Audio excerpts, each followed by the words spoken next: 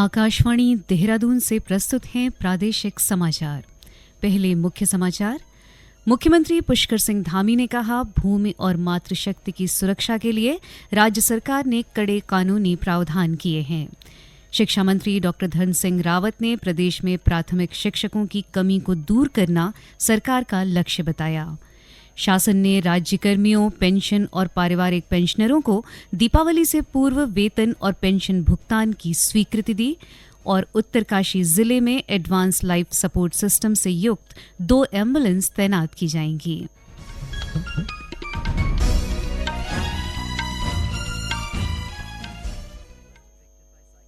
दोपहर समाचारों के साथ मैं मुदिता और अब समाचार विस्तार से। मुख्यमंत्री पुष्कर सिंह धामी ने कहा है कि राज्य की भूमि के साथ ही मातृशक्ति की सुरक्षा सुनिश्चित करने के लिए सरकार ने कड़े कानूनी प्रावधान किए हैं।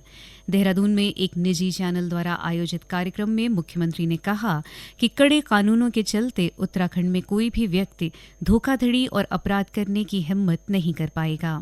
श्री धामी ने कहा कि सख्त नकल विरोधी कानून, धर्मांतरण रोकथाम कानून, समान नागरिक संहिता, सरकारी नौकरी में महिला आरक्षण जैसे वैधानिक प्रावधानों के माध्यम से सरकार ने सभी को एक समान कानून की परिधि में लाते हुए सुशासन व्यवस्था स्थापित करने का मार्ग प्रशस्त किया है।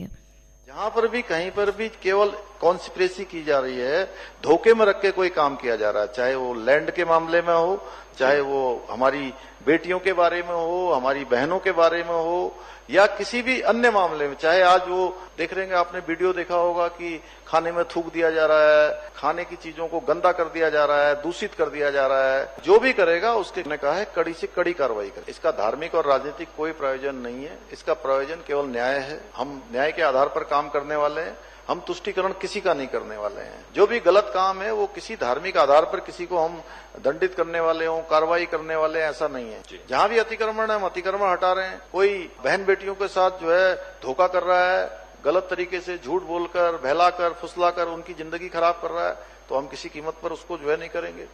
कोई हमारे यहाँ पर मतांतरण करवा रहा है, धर्मांतरण करवा रहा है, वो भी जो है बहलाकर, फुसलाकर, या डराकर, धमकाकर, कोई दंगा कर रहा है तो दंगा करने वालों के खिलाफ कार्रवाई कर रहे हैं, या दंगे के लिए हम कानून लेकर आए हैं, तो वो किसी को टारगेट करके नहीं लाए गए हैं। हम चाहते हैं भी देवभूमि में शांति रहनी चाहिए, कानून का राज होना चाहिए, कानून व्यवस्था अच्छी होनी चाहिए। राज्य के विकास पर जोर देते हुए मुख्यमंत्री ने कहा कि उत्तराखंड को आगे बढ़ाने के लिए सरकार लगातार प्रयास कर रही है, जिनकी अनेक राष्ट्रीय और अंतर्राष्ट्रीय एजेंसियों ने सराहना की है।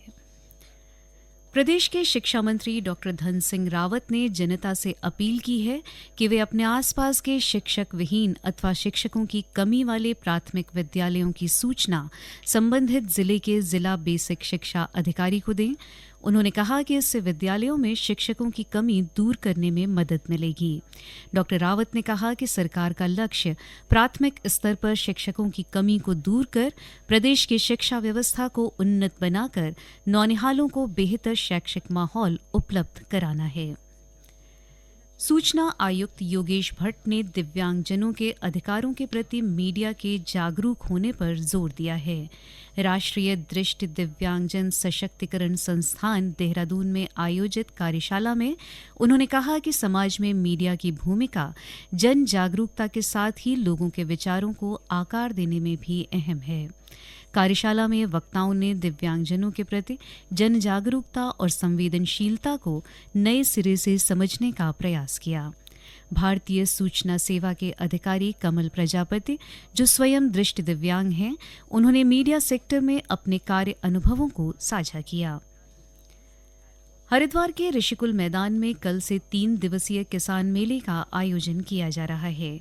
मेले में शामिल होने वाले किसानों को उन्नत खेती और उनके उत्पादों के प्रचार प्रसार के संबंध में प्रशिक्षण भी दिया जाएगा। किसान मेले का उद्देश्य कृषकों के उत्पादों को सीधे लोगों तक पहुंचाना और उनकी आय को बढ़ाना है। राज्य की खेल एवं युवा कल्याण मंत्री रेखा आर्या ने देहरादून के पवेलियन ग्राउंड में 5 साइड ओपन हॉकी एस्ट्रोटर्फ का शुभारंभ किया। इस अवसर पर उन्होंने कहा कि उत्तराखंड अब देवभूमि के साथ खेल भूमि कहलाने की ओर अग्रसर है। खेल मंत्री ने कहा कि राष्ट्रीय खेलों के लिए प्रदेश में लगने वाले शिविरों में खिलाड़ी विभिन्न सुविधाओं का लाभ लेकर अपनी कुशलता को विकसित कर सकेंगे और प्रदेश के लिए पदक जीतने का प्रयास करेंगे। श्रीमती आर्या ने राज्य के खिलाड़ियों से कड़ी मेहनत कर 38वें राष्ट्रीय खेलों में प्रदेश के लिए पदक जीतने का आह्वान किया। ये समाचार आकाशवाणी के देहरादून केंद्र से प्रसारित किए जा रहे हैं। ताज़ा समाचार के लिए आप हमारे सोशल मीडिया एक्स व Facebook page Akashvani news Uttarakhand को फॉलो कर सकते हैं। साथ ही ये समाचार हमारे YouTube channel Akashvani news Uttarakhand पर भी उपलब्ध हैं। राज्य कर्मियों, पेंशन और पारिवारिक पेंशनरों को दीपावली से पूर्व वेतन तथा पेंशन भुगतान के लिए शासन ने स्वीकृति दे दी है। इस संबंध में अपर मुख्य सचिव आनंद वर्धन ने सभी विभागाध्यक्षों, जिलाधिकारियों, निदेशक कोषागार पेंशन और हकदारी सहित सभी वरिष्ठ कोषाधिकारियों को निर्देशित करते हुए शासनादेश जारी किया है। शासनादेश में पेंशन प्राप्त करने वाले पेंशनरों को अक्टूबर माह की पेंशन का भुगतान 30 अक्टूबर से पहले करने को कहा गया है। पुलिस महानिदेशक अभिनव कुमार ने पुलिस पेंशनर्स के लिए थाना स्तर व्हाट्सएप ग्रुप और चिकित्सा प्रतिपूर्ति के लिए अलग सेल बनाने के निर्देश दिए हैं। पुलिस मुख्यालय में सेवानिवृत्त पुलिसकर्मियों की समस्याओं के समाधान के लिए हुई पुलिस पेंशनर्स कल्याण समिति की गोष्ठी में श्री कुमार ने सभी जिलों के प्रभारियों को मृत पुलिसकर्मियों की आश्रित महिलाओं के कल्याण के लिए विशेष ध्यान देने के निर्देश दिए। साथ ही उन्होंने जिला वाहिनियों, इकाइयों और शाखाओं से सेवानिवृत्त हो रहे प्रत्येक पुलिसकर्मी को पुलिस पेंशनर्स कल्याण समिति उत्तराखंड का सदस्य बनाने को भी कहा है। उत्तरकाशी जिले में एडवांस लाइफ सपोर्ट सिस्टम से लैस 2 एम्बुलेंस तैनात की जाएंगी। इनमें से एक एम्बुलेंस गंगा घाटी और दूसरी यमुना घाटी में तैनात की जाएगी। इसके लिए जिला खनिज फाउंडेशन न्यास से 80 लाख रुपए की धनराशि जारी कर दी गई है। जिलाधिकारी डॉ मेहरबान सिंह बिष्ट ने मुख्य चिकित्सा अधिकारी को 10 दिनों के भीतर इन एम्बुलेंस की खरीद से संबंधित प्रक्रिया पूरी कर इनका संचालन सुनिश्चित करने के निर्देश दिए हैं। जिले में नवोदित खेल प्रतिभाओं को प्रोत्साहित करने के लिए भी 20,02,000 रुपए की धनराशि स्वीकृत की गई है। जिला क्रीड़ा अधिकारी को आवंटित इस धनराशि से स्पोर्ट्स हॉस्टल मनेरा के लिए 24 सीटर मिनी बस खरीदी जाएगी। इस बस का उपयोग खेलकूद गतिविधियों और प्रतियोगिताओं में भाग लेने वाले खिलाड़ियों के आवागमन के लिए किया जाएगा। प्रधानमंत्री नरेंद्र मोदी आगामी रविवार को आकाशवाणी पर मन की बात कार्यक्रम में देश विदेश के लोगों के साथ अपने विचार साझा करेंगे। ये मासिक रेडियो कार्यक्रम की 115वीं कड़ी होगी। श्रोता इस कार्यक्रम से संबंधित अपने सुझाव टोल फ्री नंबर 1800-117800 पर भेज सकते हैं। माईगॉव, नमो ऐप पर भी 25 अक्टूबर तक सुझाव भेजे जा सकते हैं। कार्यक्रम का प्रसारण आकाशवाणी और दूरदर्शन के सभी नेटवर्क पर किया जाएगा। नैनीताल स्थित आर्यभट्ट प्रेक्षण विज्ञान अनुसंधान संस्थान में 6ठे क्षेत्रीय रेडियो विज्ञान सम्मेलन का आयोजन किया गया। सम्मेलन रेडियो विज्ञान के विभिन्न पहलुओं और इसके अनुप्रयोगों पर केंद्रित है। सम्मेलन में रेडियो तरंगों के वाईफाई नेटवर्क, संचार उपग्रह और चिकित्सा विज्ञान के अलावा प्लाज्मा भौतिकी, खगोल विज्ञान और अंतरिक्ष विज्ञान में इनके महत्वपूर्ण योगदान पर चर्चा की जा रही है।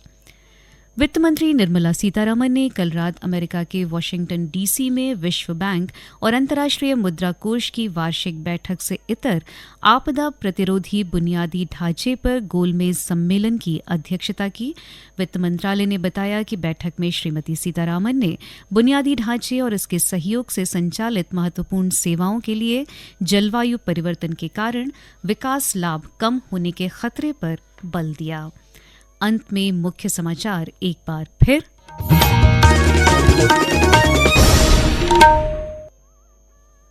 मुख्यमंत्री पुष्कर सिंह धामी ने कहा, भूमि और मातृशक्ति की सुरक्षा के लिए राज्य सरकार ने कड़े कानूनी प्रावधान किए हैं। शिक्षा मंत्री डॉक्टर धन सिंह रावत ने प्रदेश में प्राथमिक शिक्षकों की कमी को दूर करना सरकार का लक्ष्य बताया। शासन ने राज्यकर्मियों, पेंशन और पारिवारिक पेंशनरों को दीपावली से पूर्व वेतन और पेंशन भुगतान की स्वीकृति दी और उत्तरकाशी जिले में एडवांस लाइफ सपोर्ट सिस्टम से युक्त 2 एम्बुलेंस तैनात की जाएंगी। इसके साथ ही प्रादेशिक समाचारों का ये बुलेटिन समाप्त हुआ। नमस्कार।